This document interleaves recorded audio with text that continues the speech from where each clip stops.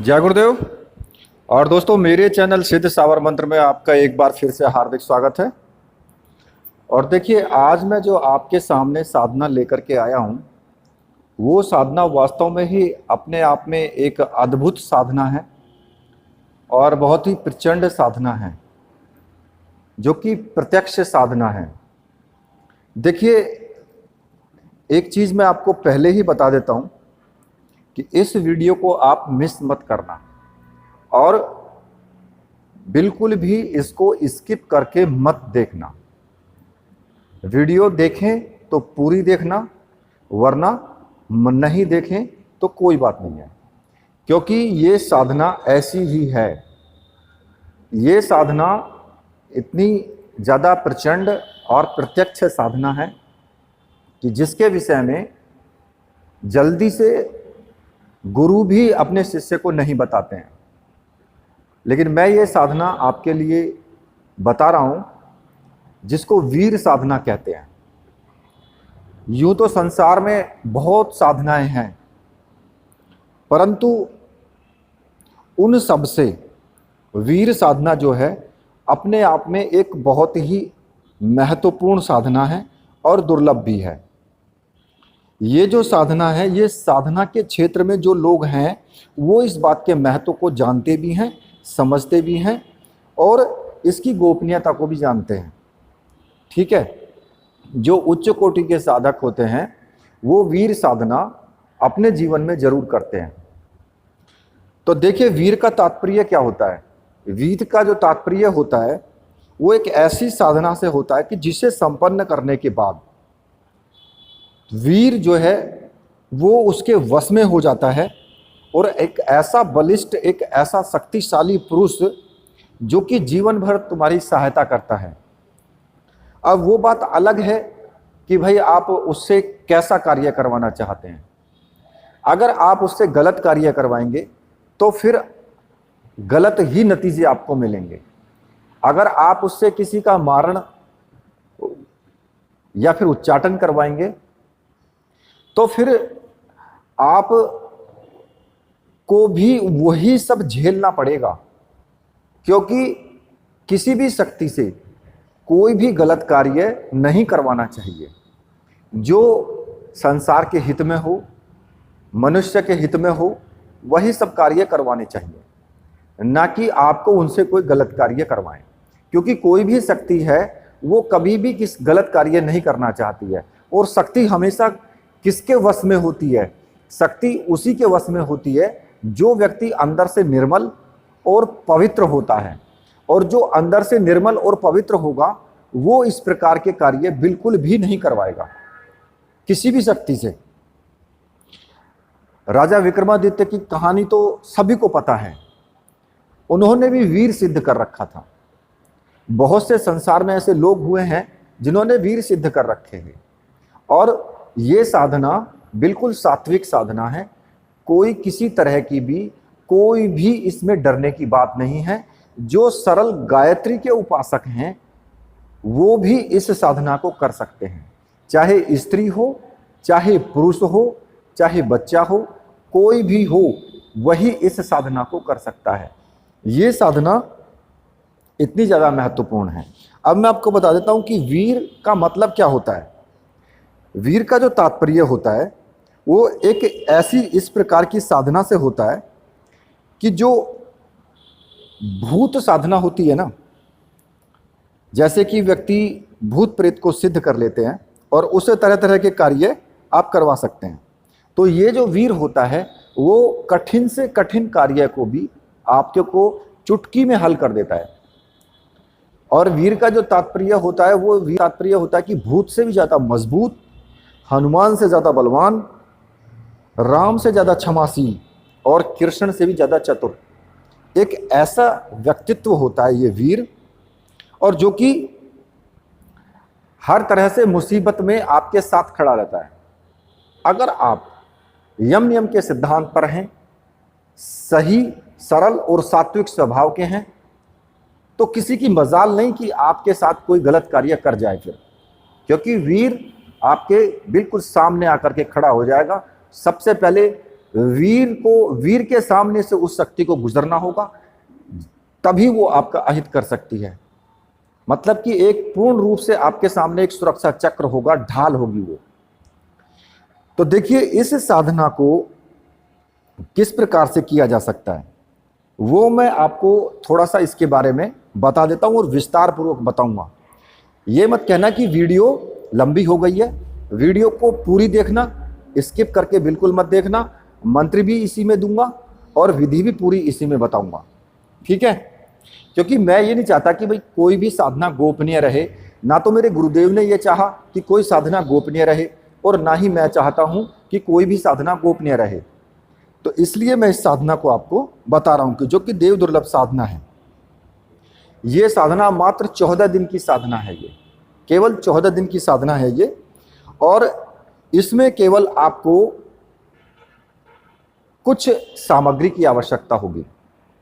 सबसे पहला वीर प्रत्यक्ष सिद्धि यंत्र, जो कि ताबीज के आकार का होगा, जैसा ताबीज होता है उस तरह का होगा।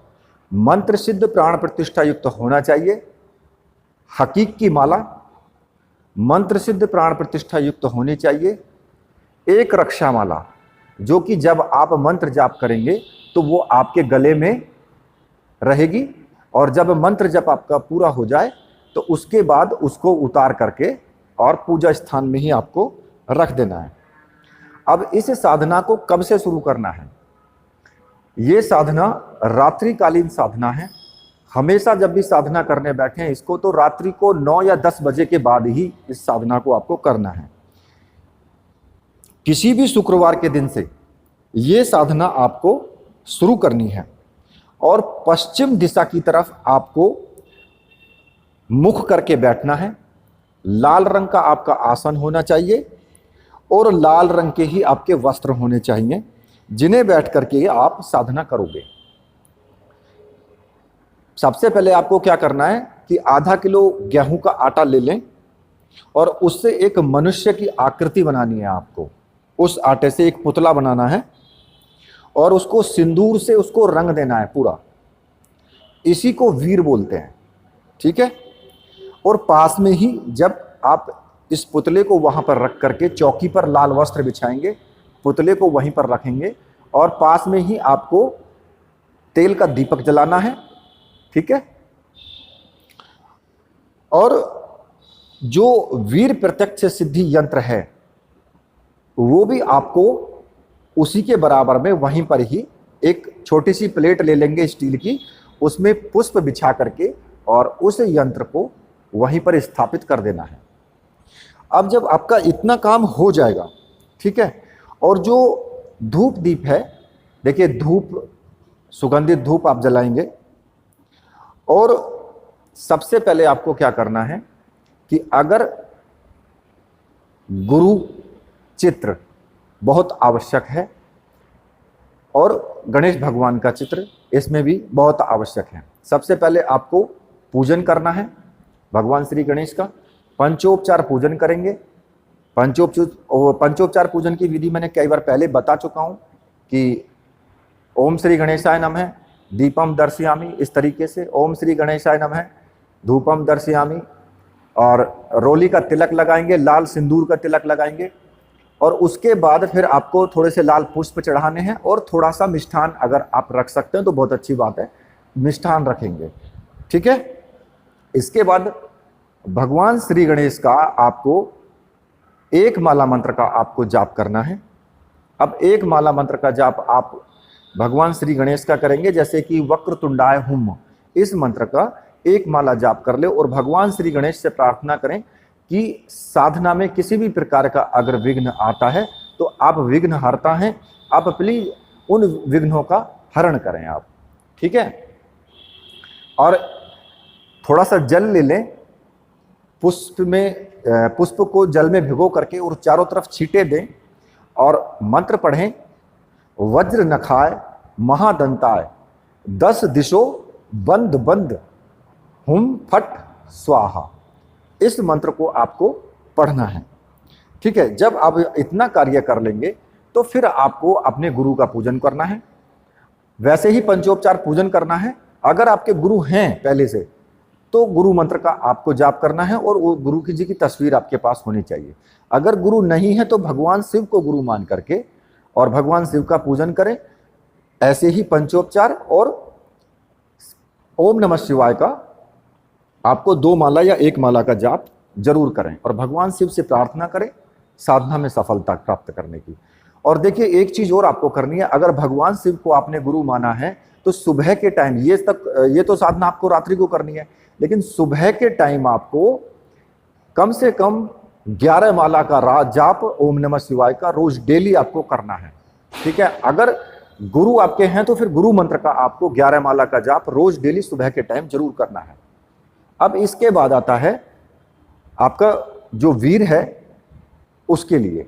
अगर आप सुरक्षा घेरा लगाना चाहते हैं तो लगा सकते हैं किसी भी मंत्र का, अगर जरूरत है। हालांकि जरूरत नहीं है, लेकिन अगर आप समझते हैं कि आपको डर लगता है तो सुरक्षा घेरा किसी भी मंत्र का लगा सकते हैं। हनुमान सुरक्षा घेरा आप लगा सकते हैं। ठीक है, अब आपको क्या करना है कि रात्रि को ही जो हकीक की माला है, चाहे वो काली हकीक हो चाहे कैसी भी हकीक की माला हो, उसमें आपको वैसे ही सबसे पहले वीर का भी आपको पूजन करना है। वही पंचोपचार पूजन करेंगे जैसे गुरुजी का किया है। और वीर मंत्र का जो 15 माला का आपको जाप करना है, केवल 15 माला का। और मुश्किल से इसमें 1-1.5 घंटा का टाइम आपको लगता है, इससे ज़्यादा का टाइम नहीं लगता है। ठीक है, लेकिन ये जो मंत्र जाप है, ये वीर प्रत्यक्ष सिद्धि यंत्र जो है वो ताबीज के आकार का उसके सामने ही होना चाहिए। और अगर इन सभी साधनाओं की जो सामग्री है उसकी अगर आपको आवश्यकता है तो मैंने व्हाट्सएप नंबर दिया है वीडियो में, आप मुझे कांटेक्ट कर सकते हैं, आपको ये सामग्री उपलब्ध करवा दी जाएगी। ठीक है, और जो रक्षा माला है वो आप अपने गले में धारण कर लेंगे। रक्षा माला को गले में धारण करके तभी आपको वीर मंत्र का जाप करना है। ठीक है, और साधना में आपको ब्रह्मचर्य व्रत का पालन करना है, एक समय भोजन करना है। ठीक है, अगर बीच में आपको कोई अनुभव होते हैं तो आपको अनुभव किसी को भी नहीं बताना है। ठीक है, अब मैं आपको मंत्र बता देता हूं कि इसमें आपको मंत्र कौन सा जपना है। तो मंत्र इस प्रकार से है, ओम हलिम हलिम वीराय प्रत्यक्षम भव हलिम हलाम फट। ये मंत्र है, छोटा सा मंत्र है, 15 माला का आपको जाप करना है। और जब आपकी साधना संपूर्ण हो जाए तो 15वें दिन, 14 दिन की साधना है, 15वें दिन उस वीर को जो आपने आटे का बनाया है उसको जंगल में ले जा करके दक्षिण दिशा में रख दें। और आपको कहना है कि जब भी तुझे आज्ञा दूं तू उपस्थित होगा और आज्ञा का पालन करेगा। इसके अलावा हर क्षण अदृश्य रूप से मेरे सामने उपस्थित रहना है और मेरी रक्षा करनी है। ठीक है, और वो जो वीर यंत्र है, प्रत्यक्ष वीर सिद्धि यंत्र जो है, उसको लाल धागे में पिरो करके और अपनी दाहिनी भुजा में आपको बांध लेना है। ठीक है, जब आपकी साधना संपन्न हो जाए तब इस मंत्र का 5 बार मंत्र का उच्चारण करोगे और वीर को अगर आप आवाज दोगे तो वीर आपकी आंखों के सामने प्रत्यक्ष होगा। ठीक है, और जो भी आप उसे उस वक्त आज्ञा देंगे वो उस वक्त आपकी आज्ञा का पालन करेगा। ठीक है, अब बात आती है कि साधना क्या 14 दिन में संपन्न हो जाएगी? क्या 14 दिन में साधना संपूर्ण रूप से सिद्ध हो जाएगी? तो देखिए, मैं आपको बता देता हूं कि आपको अगर पहली बार में ये साधना सिद्ध नहीं होती है, पहली बार में अगर ये साधना सिद्ध नहीं होती है तो दूसरी बार इसको दोहराएं, इसी साधना को दूसरी बार में जरूर सिद्ध होगी। अगर दूसरी बार में सिद्ध नहीं होती है तो तीसरी बार इसको दोहराना है। फिर 3 बार से ज्यादा दोहराना की आवश्यकता नहीं पड़ेगी और ये साधना सिद्ध हो जाएगी। ठीक है, अब बात आती है कि अनुभव कैसे कैसे आ सकते हैं। देखिए, इसको सरल जो गायत्री के उपासक हैं जो वो भी कर सकते हैं इसको, मतलब कि ये सात्विक साधना है, कोई इतनी ज्यादा भयंकर साधना नहीं है। ये मैंने सात्विक साधना आपको बताई है वीर की। और विघ्न जो आ सकते हैं वो किस तरह के आ सकते हैं कि आपको लगेगा कि कोई मेरे आसपास घूम रहा है, मतलब कि तरह तरह की क्रियाएं आपके सामने हो सकती हैं। तो आपको डरने की आवश्यकता नहीं है, क्योंकि आपने गुरु मंत्र का भी जाप कर रहे हैं और आप किसी चीज को बुला रहे हैं तो वो आपके सामने आएगी, लेकिन थोड़ा सा तो अपना प्रभाव दिखाएगी ना, कि भाई मुझे वो कोई बुला रहा है, मुझे कोई वश में करना चाहता है, तो मैं कुछ ना कुछ तो करूं कि जिससे मुझे वश में ना कर पाए। तो साधना को वो भंग करने की कोशिश करती है शक्ति। अब कैसी कैसी, कहीं आपको ब्रह्मचर्य व्रत का पालन आपको जरूर रखना है, ये मैं आपको बता देता हूं, क्योंकि ये शक्तियां ऐसा ही काम करती हैं कि आपका ब्रह्मचर्य व्रत खंडित हो जाएगा। यम नियम के पूर्व जो सिद्धांत हैं, उन सिद्धांतों पर ही आपको कार्य करना है। अगर वो सिद्धांत पर आप डगमगाए तो समझिए कि साधना अभंग हो जाएगी। ठीक है, अगर साधना आपकी भंग हो भी जाती है तब भी आपको कोई नुकसान नहीं होगा। ठीक है, इस साधना को करने से यही फायदा है कि अगर आपकी साधना भंग हो जाती है तो आपको किसी प्रकार का नुकसान नहीं होगा, और अगर आपकी साधना सिद्ध हो जाती है तो आप बिल्कुल भी इस साधना का दुरुपयोग नहीं करेंगे।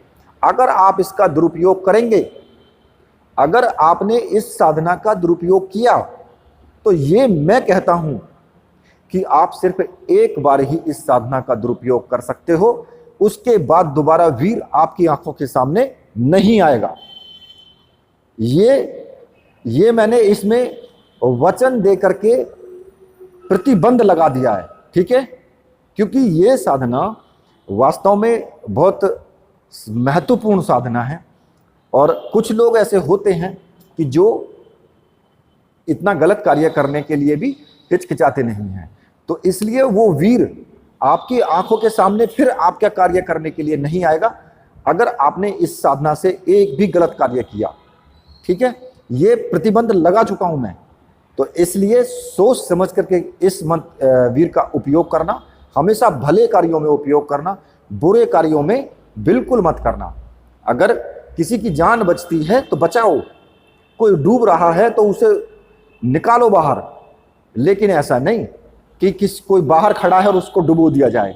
ये बहुत ही गलत है, ये परमात्मा को भी गलत लगता है, और इसका परिणाम तुम्हें भोगना पड़ेगा। अगर आपने एक भी गलती की तो वीर तो आएगा ही नहीं फिर, लेकिन उस एक गलती का भी परिणाम तुम्हें भोगना पड़ेगा, और वो वीर ही देगा फिर तुम्हें परिणाम उसका।